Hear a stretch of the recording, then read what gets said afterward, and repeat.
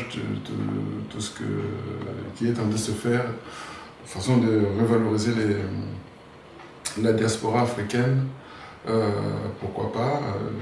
Donc je trouve ça normal. Et je disais tout à l'heure que je me rappelle toujours qu'à l'époque, dans les années, bon, enfin, moi je suis arrivé en 80, mais je vois un tout petit peu des années 70, fin 70-80, où mon entraîneur, parce qu'à l'époque je jouais aussi au basket, j'étais étudiant et j'étais basketteur aussi, et l'entraîneur qui me disait que bon, je peux te faire embaucher à la BNP, mais tu auras trop de soucis, tout ce qu'il y aura comme problème, ce sera toi. Et il m'avait même dit, si tu vois un noir visible dans une banque ou bien dans une société d'assurance, viens me le dire. Et ça, c'est quelque chose qui était resté marqué en moi, pour dire que comment ça se fait que... bon. Et à l'époque aussi, le meilleur boulot, c'était le vigile, les gardiens. Je disais, ils ont travaillé en tant que vigile dans une banque, dans une société quelconque. Et je me rappelle aussi qu'un de mes employés m'avait dit que vous n'êtes pas commercial, donc on ne peut pas vous mettre la journée devant une banque, devant un magasin. Il y avait très peu, il y avait rarement de vigiles d'ailleurs à cette époque-là dans le magasin. Donc nous étions bien la nuit parce que la journée on n'était pas commercial. C'est-à-dire qu'un blanc, un arabe ne peut pas venir mettre l'argent là où il y a un noir, dans le banque de noir, mais vous, le noir, vous me faites confiance. Ça, c'est quelque chose quand même, deux choses qui m'ont fait secouer un peu dans la vie. Et je me suis dit, bon, il faudrait quand même qu'on arrive à faire quelque chose à l'excellence, montrer que les deux cultures peuvent vivre ensemble. Parce que la méconnaissance de l'autre fait la peur de celui qui est en face. Mais quand on se connaît, on se côtoie, je pense qu'on se fera confiance. Le noir accompagnera l'enfant d'un blanc à l'école, vice-versa, et tout ça. Bon, d'ailleurs, vous avez vu que le jour où les jeunes se sont fait confiance au niveau du football, nous avons eu cette victoire de 98, où toutes les couleurs se mélangeaient, s'oubliaient qu'il y avait un noir, il y avait un blanc, il y avait des odeurs, il y avait ceci, il y avait cela. Donc voilà. Et moi, je suis dans cette démarche-là, où on doit voir le positif dans chacun de nous, parce qu'il n'y a que le positif qui construit. Le négatif nous pose la question de nous poser, de corriger, parce que toute expérience, l'expérience, c'est qu'on tâte, on voit le négatif et on améliore, on trouve ce qui est positif et on avance avec ces positifs-là.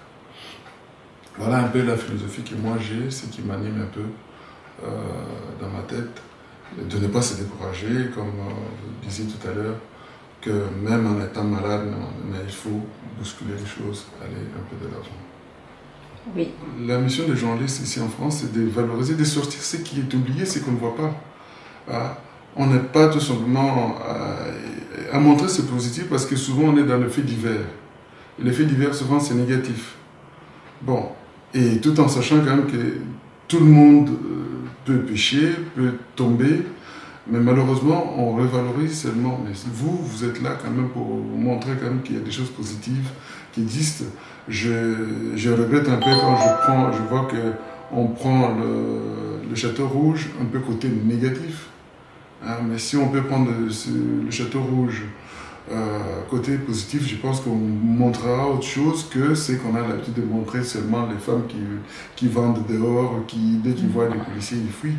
Bon, et vous êtes là pour montrer quand même que voilà ce que le Château Rouge apporte à la France, combien ça génère un peu le commerce, le bénéfice, et combien ça emploie, par exemple, donner la capacité de l'employabilité de ces secteurs-là, plutôt que de voir côté de ça. Donc moi, le journaliste, vous êtes là pour sortir un peu de choses que nous, on ne peut pas sortir, que nous, en simple habitant, simple citoyen français, ne peut pas sortir.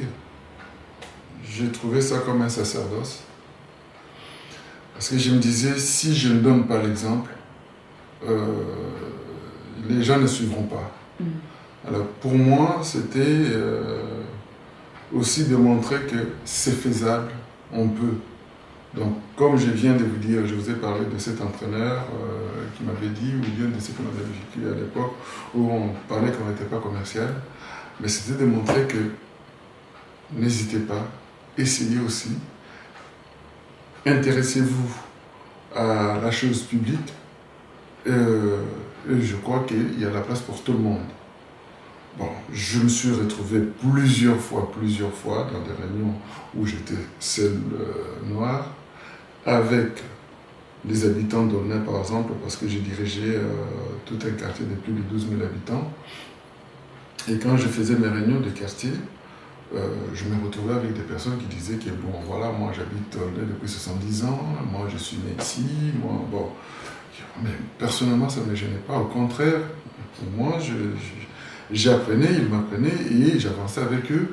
Je m'en fichais complètement de celui qui venait m'attaquer, qui se posait la question mais qu'est-ce qu'il fait là, lui? Ça c'est son problème. Moi mon problème, j'avance. Et je cherche à donner ce qu'il faut, donner le meilleur de moi et de la visibilité de la commune et de ma communauté. Enfin, montrer mon existence quoi, et l'existence de la communauté. Voilà. Donc qu'on ne soit pas seulement dans l'aspect de trouver l'erreur, la faute, mais bon, on avance avec ça. Mais ça va être dur l'année prochaine. Ah bah vous aurez à juger 30 journalistes et les travaux. Si Dieu me prête vie, on sera là. Mais dans nos erreurs, on va améliorer ce qu'on pourra améliorer.